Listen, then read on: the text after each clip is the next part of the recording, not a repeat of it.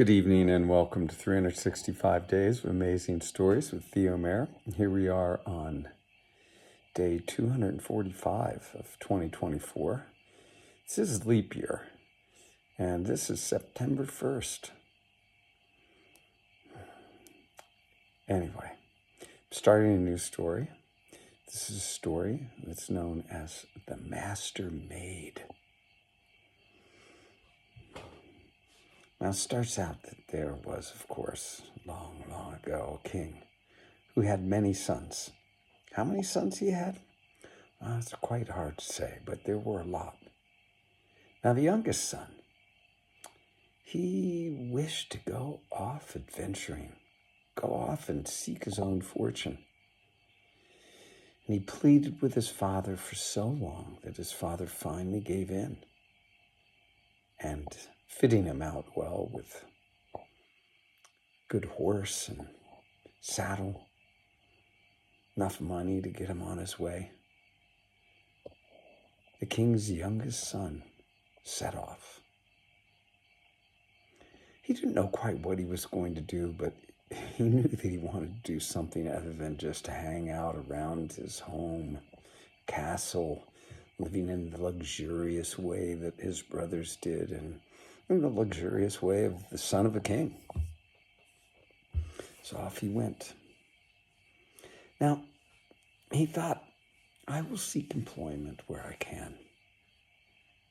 And the first employment that he sought was with a giant, huge, huge being. Like a man, only huge. The giant agreed to employ him. And he gave him a room to reside in. The giant let him know that he was to stay within that room when he was not working, though he had the freedom of the out of doors, but he was not to venture into any of the other rooms, in which there were many doors from his room. He was not to open any of those doors and go into those rooms. When he was finished with his work, he could do what he wished outside or in his room, but that was it. The king's son agreed. And after his first night's rest there at the giant's, in the morning the giant came to him and gave him a task to do. Each day the giant took his goats out to pasture and spent the day out with them while they were grazing, protecting them and making sure all of them were safe. He left the king's son there, back at his home, and told him to clean out the stalls where the goats were kept at night.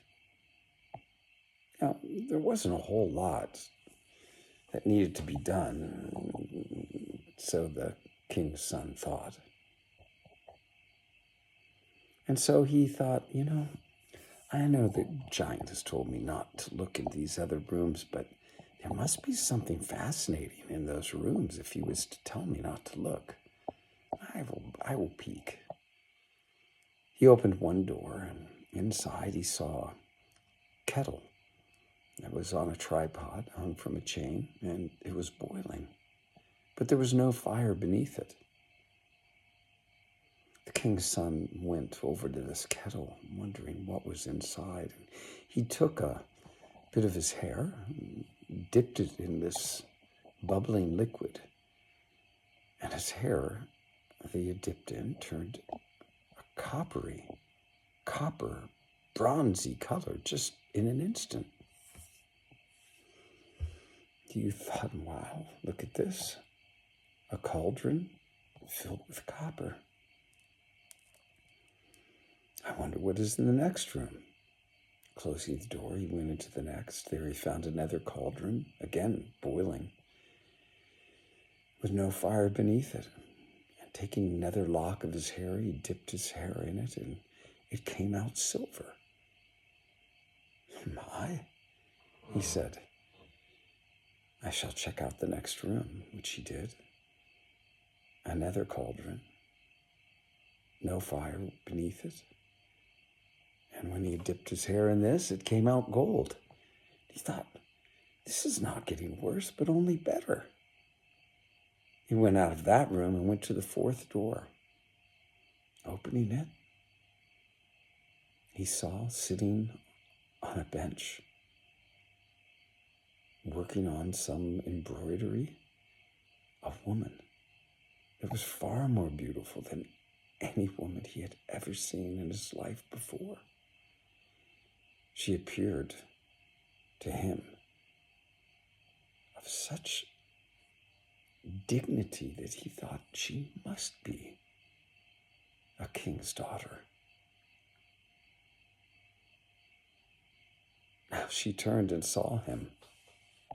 And tomorrow I'll let you know what she said.